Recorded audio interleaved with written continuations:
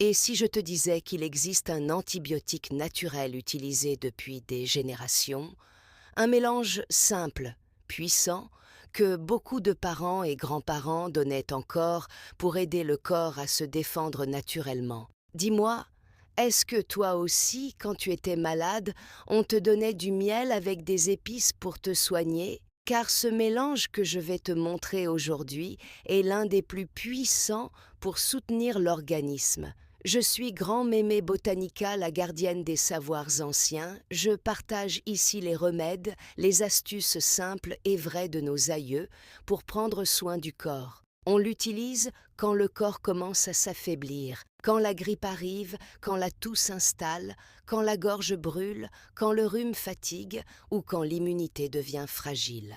Mais ses bienfaits vont encore plus loin. Ce mélange aide à réduire les inflammations dans le corps, soutient la digestion, protège les cellules grâce à ses antioxydants naturels et aide l'organisme à mieux se défendre contre microbes et infections.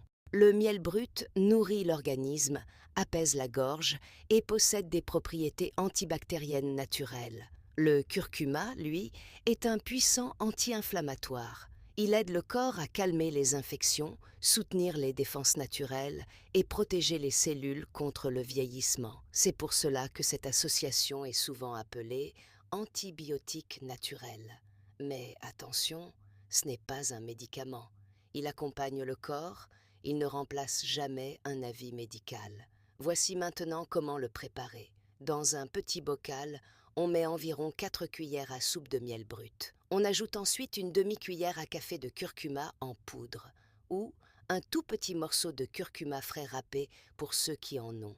On mélange doucement jusqu'à obtenir une pâte homogène. Puis, on laisse reposer quelques heures pour que le curcuma diffuse toute sa force dans le miel. Pour l'utiliser, on prend une petite cuillère 2 à 3 fois par jour, surtout dès les premiers signes de fatigue, de rhume ou de grippe. On peut le laisser fondre dans la bouche ou le diluer dans une eau tiède, mais jamais dans une eau bouillante pour préserver ses propriétés. Il n'est pas recommandé pour les enfants de moins d'1 an, ni pour les personnes sous traitement médical lourd, sans avis professionnel. Avec ce type de préparation, la clé reste toujours la mesure et l'écoute du corps. Maintenant, dis-moi en commentaire, est-ce que chez toi aussi, ce genre de remède faisait partie des habitudes familiales? Et quelles plantes ou épices tes parents ou grands-parents te donnaient quand tu étais malade?